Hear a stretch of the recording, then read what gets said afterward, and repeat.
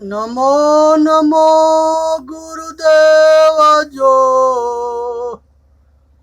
साधु स्वरूपी देव आदि अंत गुण काल के जान निहारो भेव। साहेब बंदगी सभी पूजनीय संत और भक्त समाज सुने समझे और विचार करे और अपना कल्याण करे और ये सब वीडियो के जो है सब्सक्राइब भी करे और सभी भाई तकले सभी भाई मिल कर के सेवा करे, इसी में सबके हित है। आज ये दास जो है भगवान राम के वंशावली के विषय में बताएगा और उनके खानदान में उनके पूर्वज किस तरह से हुए थे। सबसे पहले ब्रह्मा के पुत्र जो है मारीच होते हैं और मारीच ऋषि भी जो है काफी ऊंच कोट के महात्मा थे। और दूसरा मारीच के पुत्र कश्यप होते हैं और कश्यप के पुत्र पत्नी जो है दीति और आदिति होती है और दीति से दानव होते हैं। दीति और आदिति से देव और दानव दोनों होते हैं और ये दोनों जो है भाई हैं और ये आपस में एक दूसरे के समय समय पर हराते रहे हैं और संघर्ष करते रहे हैं।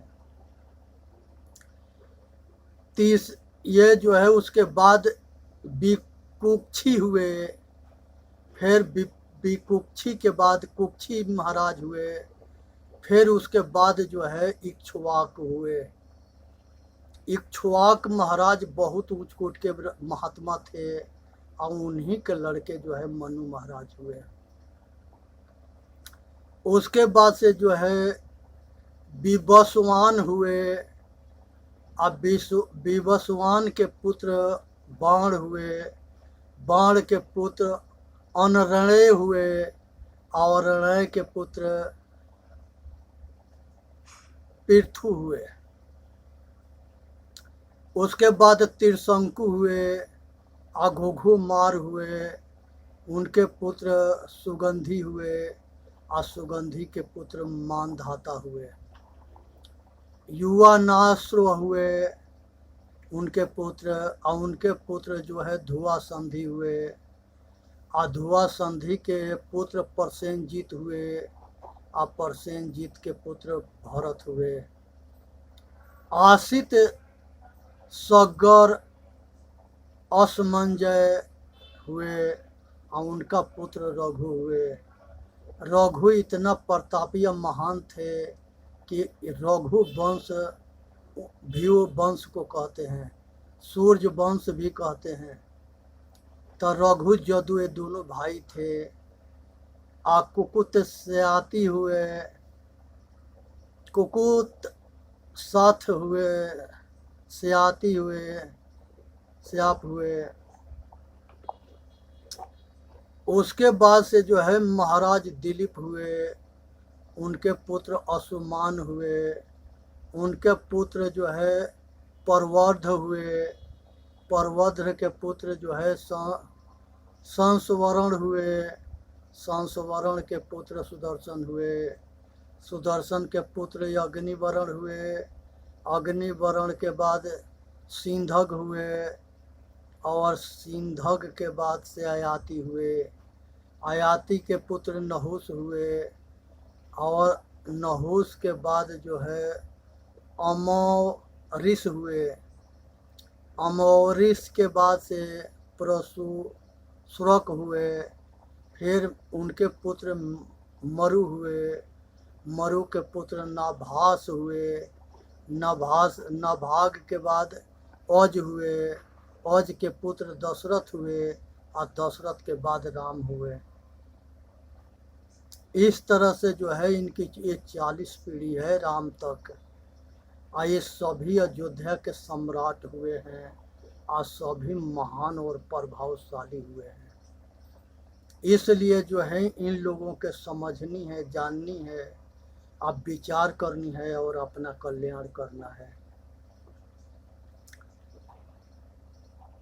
भागरथी वही राजा है जो तप करके शंकर भगवान के प्रसन्न करते हैं और राजा सौगर के कहते हैं कि 60,000 पुत्र को जो है कपिल मुनि ने श्राप दिया था, तो उनको जो है सभी के जिंदा करने के लिए वो गंगा के लाने गए।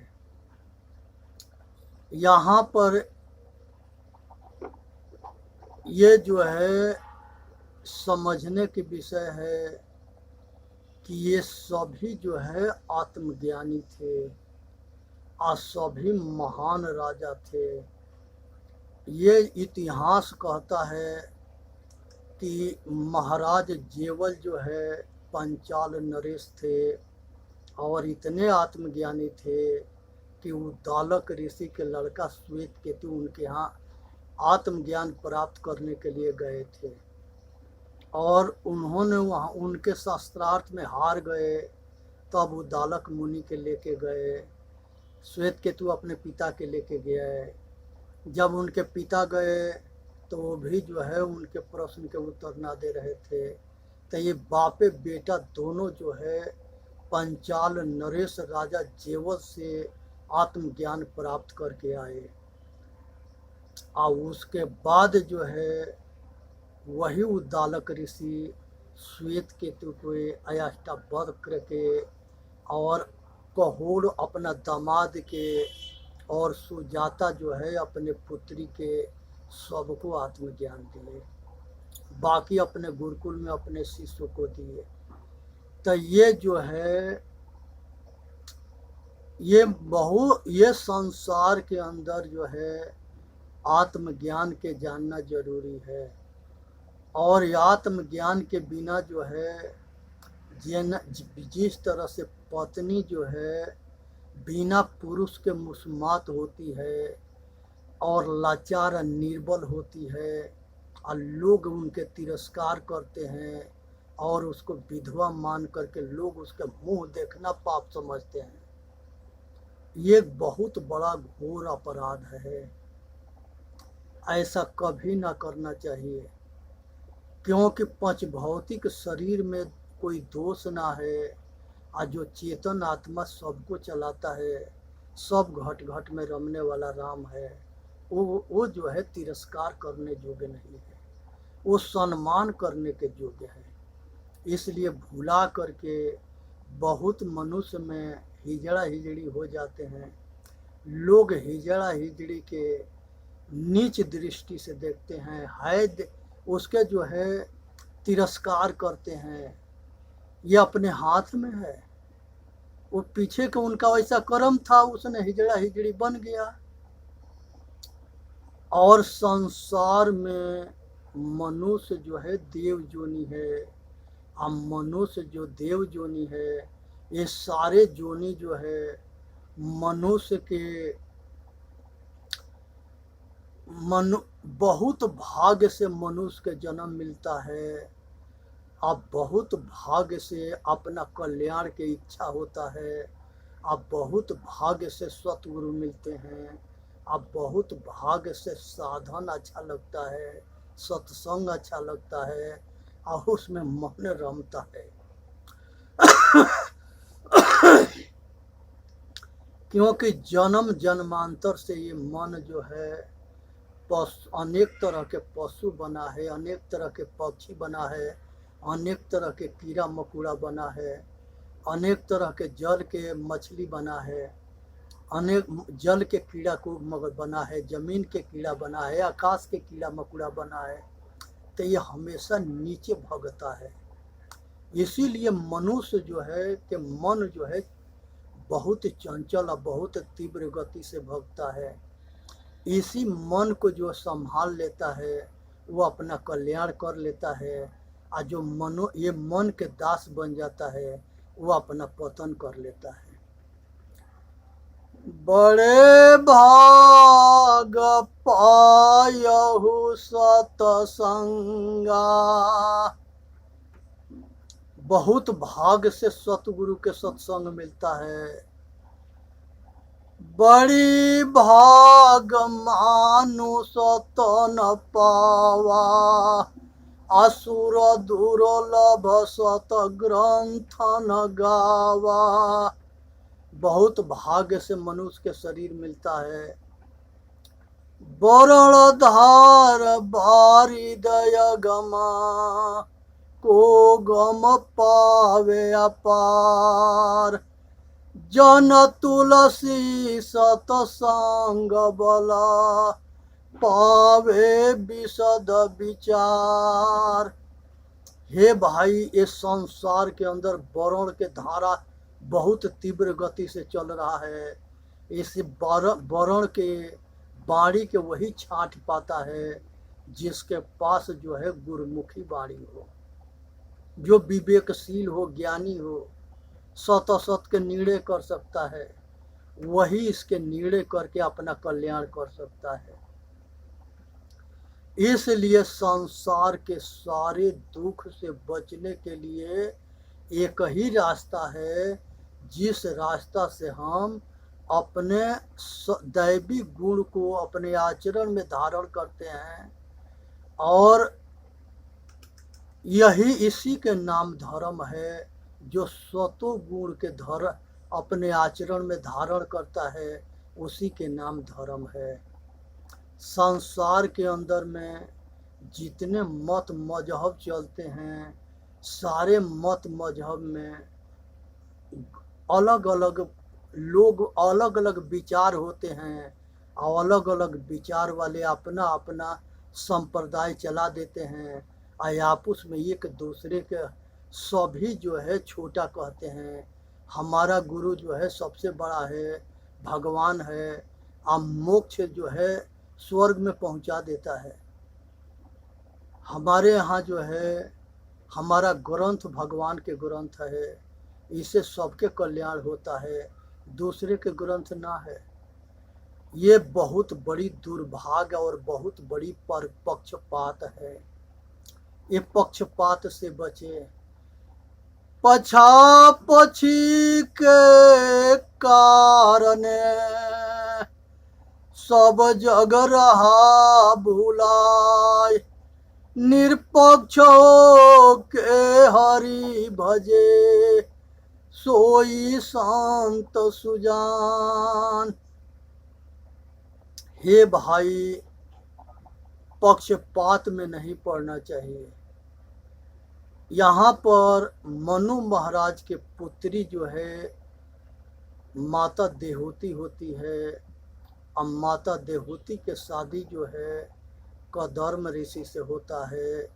अब कदर्म ऋषि के पुत्र कपिल भगवान होते हैं, और कपिल भगवान जिस मार्ग पर जो है वैराग विवेक संन्यास के मार्ग पर कदर्म ऋषि चल रहे थे, उसी मार्ग के कपिल भगवान अनुसरण किए, क्योंकि यही कल्याण के मार्ग है, और कोई दूसरा मार्ग नहीं है। और उनका लिखा हुआ शाख दर्शन है, और शाख दर्शन में साफ शब्द में कहा गया है, शीत जल पावक गगन समीरा, पंचरचित धम शरीरा। 5 महाभूत से ये शरीर बना है, और ये पांचों के 5 जो है और तत्व हैं, ये सारे मिल करके 24 होते हैं, और ये 24 जो है जड़ हैं, और ये जड़ के पूजने वाले जड़वादी होते हैं। और यही बात आज तक ले जो धंधाबाज हैं, पाखंडी है, मूर्ति पूजक है, मुर्दा पूजक हैं, इस बात को दुनिया में चलने ना दिए। ये जो है तत्व ज्ञान है, ये 24 तत्व को जान लेना, अब 25वां तत्व चेतन आत्मा परमात्मा को जान जाना, इसी का नाम तत्व ज्ञान है। और ये तत्व ज्ञान जो है कोई 1000 वर्ष पहले कपिल भगवान सांख्य दर्शन में ये उपदेश दिए। वही उपदेश संदीपनी ऋषि लिए और वही संदीपनी ऋषि कृष्ण को दिए। वही कृष्ण जो है गीता में उपदेश दिए। तो यहाँ पर एक तरफ जो है जो ही प्रखंड विद्वान संत होते रहे उसको ये पाखंडी गद्दार जो है भगवान बना देते थे। अब भगवान के झांसा दे करके और लोग के मूर्ख बनाते रहे, उनके उपदेश दिया हुआ ना बताते थे। कपिल भगवान के उपदेश ही उन्हीं के उपदेश में इतना दम था जिस दम से भारत विश्व गुरु था। उनके विद्या को छिपा दिया गया और लोग के सामने अनेक तरह के कहानियां बना करके अब भगवान के पाने के लिए और खोजने के लिए लोग के मूर्ख बना दिया गया। ना कोई भगवान कहीं मिलता है और ना कहीं भगवान कोई कहीं है। भगवान प्रकृति को कहते हैं जो 24 तत्व के ज्ञान जो है सांख्य दर्शन में कपिल भगवान ने दिया है। उसी प्रकृति के जो है कुदरत कहते हैं, भगवान कहते हैं, ईश्वर कहते हैं, खुदा कहते हैं। उसको कुछ भी कह लो लेकिन उसके पास ज्ञान ना है। अगर भूकंप आ जाएगा तो अच्छे बुरे सबको जान मार देगा। अगर जलवामय होगा, अब पत्थर पड़ेगा, बारिश होगा तो वो जो है अच्छे बुरे जलवामय में गांव के गांव बहवा देता है और सबको जो है मार डालता है। इसी तरह से आग लगती है और ज्वालामुखी फटती है तो उसमें जो है ये अच्छे बुरे ना देखता है, सबको जान मार देता है, सबको जला डालता है। जब सूरज के गर्मी विशेष विकृति रूप में होती है तो लोग के जला देती है, फसल को जला देती है, पशु प्यासे मर जाते हैं और दुनिया में नरसंहार हो जाता है। उसी तरह से जब तूफान आता है तो वो तूफान जो है अपार शक्ति होता है, वो जो है अच्छे बुरे सबको ठिकाने लगा देता है, महाप्रलय कर देता है, सब मनुष्य के विकास जो है बर्बाद कर देता है, फसल बर्बाद कर देता है, घर द्वार तबाह कर देता है, भयंकर जो है महाप्रलय मचाता है। तो ये पंच महाभूत के जो है ये विकराल रूप है, इसको ठीक से जाननी है और समझनी है। ये गद्दार एक तरफ कहते हैं कि कपिल जी भगवान थे और भगवान के अवतार है, और एक तरफ जो है ये जितने भागवत करने वाले हैं वो किसी ने कपिल जी के सांख्य दर्शन के उपदेश ना दिया। कपिल जी के सांख्य दर्शन के उपदेश ना दिया, खाली पाखंड के उपदेश दिया और लोग के अंधा बना दिया।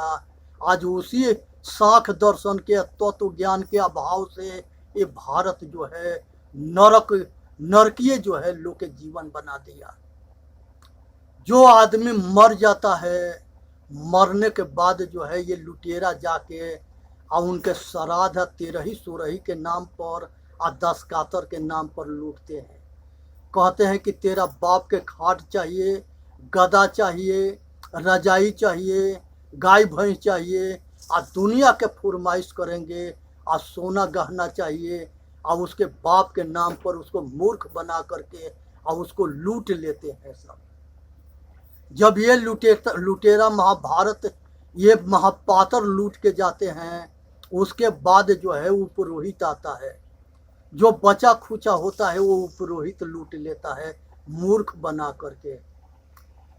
कृष्ण भगवान गीता में कहते हैं कि हे अर्जुन, जो आदमी मरता है वो जो है जैसे जैसे आखिरी मति होती है वैसे ही जीव के गति होता है। ये जीव जो है फिर दूसरा शरीर जाके धारण कर लेता है। जैसे हम कपड़ा बदलते हैं वैसे चेतन आत्मा शरीर बदलता है। इस बात को ना समझ करके आज सबको जो है पाखंड में घुमाते रहे, भरमाते रहे, लूटते रहे। ये लुटेरन से सावधान रहनी है। ये रात दिन चिल्लाएंगे लेकिन हकीकत ना बताएंगे। लोक के इनका धंधा चलना चाहिए। ये जितने ये जो है ब्रेंड वॉश करते हैं, ऐसे जो है रंग भरते हैं, जो मस्ती में लोग झूमने लगते हैं, अब बैठ के रोने लगते हैं। जब देख लेते हैं कि पूरे पगला गए, अब पूरा नशा में पागल हो गए, तब झोली फैला करके उनके जेब के खाली कर देते हैं। ये भागवत करता है, एक हगो शहर से करोड़ों करोड़ों रुपया लूट के ले जाता है, और लोग खुशी से आसानी से देते हैं, एक पैसा के कल्याण ना होता है। कोई भागवत सुन करके घर में आता है और वो अपना घर में जो है उसके परिवार में सुख शांति ना है, उसके परिवार में महाभारत है। रामायण पढ़ते, रामायण गीता महाभारत ये सारे जो है किताब घर में रखते हैं, बच्चों से मना कर देते हैं कि किताब ना पढ़ना है, न तो तू साधु हो जाएगा। अरे अज्ञानियों, जब जो है ये बच्चे जो है संस्कारी नहीं होंगे, तो जब अच्छे मार्ग पर नहीं जाने दोगे तो वो जो है गलत मार्ग को अपनाएंगे, और गलत मार्ग के अपनाने के बाद जब वो जवान हो जाएंगे फिर तुम्हारा ना सुनेंगे। वो पैसा तो कमाएंगे लेकिन पैसा के जब अहंकार होगा तो तुम्हारे खोपड़ी पर जूता बजा देंगे, तुम्हारे बात ना मानेंगे, तुम्हारे जो है जीना हराम कर देंगे, तुम्हारे के घर में रहना कठिन कर देंगे, तुमको अनाथालय में भेज देंगे। इस पर एक कहानी है। एक जो है परिवार था, उसके एक जो है लड़का था, एक लड़की थी। लड़की जो है अब जब अपने ससुराल गई तो वो अपने आदमी से कहे कि हम तुम्हारे पिता से परेशान हो गए हैं और हम जो है नहीं चाहते, दूगो में से एक को किसी के चुनो। ये पिता के जो है तुम अनाथालय में ले जा कर के डाल दो। बेटा जो है वो बीबी के गुलाम था, वो मजबूरी में ले जा कर के बेटा के अपने बाप के अनाथालय में डाल दिया। उधर जब उसके भाई के शादी हुआ तो उसके भाई जो है वो बहू आई तो उसने जो है उसकी माँ को कही कि ये सास के जो है हम ना तो तुम हमके बात को सुनो, ना तो ये अपनी माँ के सुनो, इसको अनाथालय में ले जाके डाल दो। उधर जो है उसके भाई के घरवाली जो है वो लड़की के माँ के अनाथालय में भेज दी। संजोग बस इधर बेटी के लड़का के जन्मदिन था तो लोग के रिश्तेदार के आवाजाही हुई। वो आवाजाही में जो है सभी बुढ़ा को खोजेंगे कि तुम्हारा पापा कहाँ है, तो क्या जवाब दोगे। तो यह अनाथालय में गई, अनाथालय में गई तो देखी कि इधर जो है वो बूढ़ा को लियाने के लिए बहुत प्रयत्न किए, बूढ़ा जो है मने करता रहा। फिर जो है पोता के कहने पर आ गया। फिर दूसरा दिन जो है सवेरे उठने के पहले पूरी तैयारी करके रखी थी कि बूढ़ा के जो है अनाथालय में पहुंचा दिया जाए। जब बूढ़ा के लेके अनाथालय में ले जा कर के पहुंचाई तो उसने जो है वहाँ पर जो है देखी कि उसकी माँ भी उसी अनाथालय में पड़ी है। अब अपने माँ के देख करके इसके होश उड़ गया और जा कर के और उसके पूछी कि माँ तुमने अनाथालय में कितने दिन से रहती है और हमको बताई क्यों नहीं। हम कहे कि क्या बतावे तुमके, हमारे 2 बच्चे थे या दोनों एक शैतान थे, तू बेटी होकर के अपने ससुर के अनाथालय में भेज दी, और जो है जो तेरा भाई है उसके घरवाली आई तो हमके अनाथालय में भेज दी। तो ये एक हाथे करना है और एक हाथे भरना है। अगर हर मनुष्य जो है संस्कारी नहीं हुआ तो उसको अनाथालय में जाना है, क्योंकि औलाद के संस्कार ना देने के कमी जो है इसके दोषी बाप मातारी होता है। बचपन में जब बाप टाइट पड़ता है लड़कों के साथ डांटने फटकारने के लिए, तब महतारी ढाल बन करके आके रोक लेती है। और जब महतारी बच्चों बेटा बेटी के डांटने के लिए अगर प्रयत्न करती है तो बाप ढाल बन करके आके रोक देता है। ये दोनों के कमी जो है दोनों के खोपड़ी पर जूता बजवाता है। लड़का मन सरहंग हो जाता है। अब बाद में ऐसा समय आता है कि दोनों में किसी के ना मानता है, और जब किसी के ना मानता है उस समय ये दोनों बैठ के रोते हैं। तुम्हारा दुख के कारण तुम खुद हो, किसी के दोष मत दो। सो परत्र दुख पावई, सिर धोनि धोनि पछताय, काल ही कर्म ही ईश्वर ही मिथ्या दोष लगाए।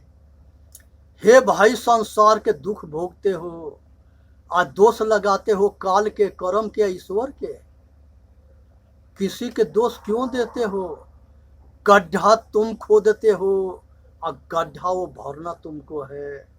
संसार में लुगाई के गुलाम तुम बनते हो और वो उसके जो है बात सहते हो, उसके आगे लाचार होते हो। जिस तरह से मदारी वाला बंदर को नचाता है वैसे लुगाई तुम्हारे को नचाती है, और तुम खुशी खुशी नाचते हो, और उसके बंधन में अब विवश, अब लाचार, अब मजबूर हो के दांत चिदोड़ते हो। क्यों? जो अपने पूर्वजों के सेवा ना करता है, अपने बाप महतारी के सेवा ना करता है, उसके बच्चे उसके सेवा ना करते हैं। इसी तरह से एक और कहानी है कि एक परिवार था और उस परिवार में जो है जो पतोही आई वो अपने सास ससुर के मिट्टी के बर्तन में खाना देने लगी, और जो सब लड़के खा करके और पति पत्नी खा के और जूठा काठा बचता था वही मिट्टी के बर्तन में देने लगी।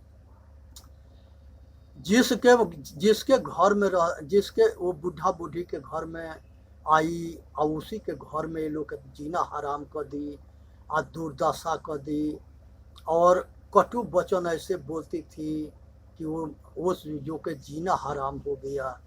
ये बात जो है लड़का नाती देखता रहा, तो जो मिट्टी के बर्तन खा के वो रखते थे तो ये उसको साइड में रखना शुरू कर दिया। उसके बाप पूछा कि ये बर्तन तुम क्या करोगे? कहे कि पिताजी, जिस दिन तुम बूढ़े होगे और ये मम्मी बूढ़ी होगी, उस दिन यही बर्तन में हम तुम लोगों के जानवर के जूठा खिलाएंगे, और नहीं खाओगे तो डंटा बजाएंगे। तुम लोग के जो है होश में होने के लिए ये बस यही एक रास्ता है। अब जा कर के वो अपने लुगाई से कहा कि लड़का तो ऐसे कह रहा है। अब जो है उसके लुगाड़ी के होश उड़ गया और वो जो है होश में आई, और लड़का भी होश में आया, और वो मिट्टी के सारे बर्तन बिक दिए गए, और सभी अच्छे बर्तन में खाना देना शुरू कर दिए सब, और अच्छे जो है खाना देना शुरू कर दिए, अच्छे सेवा करना शुरू कर दिए। और जो बोओगे वही काटोगे, प्रकृति नियम है। आदमी कर्म करने में स्वतंत्र होता है, फल भोगने में परतंत्र होता है। इसलिए चेतन जीव दुख मुक्त चैनल पर आके अपना कल्याण करो और सब्सक्राइब करो। अब और बोलिए सतगुरुदेव की जय। साहेब बंदगी, साहेब बंदगी, साहेब बंदगी।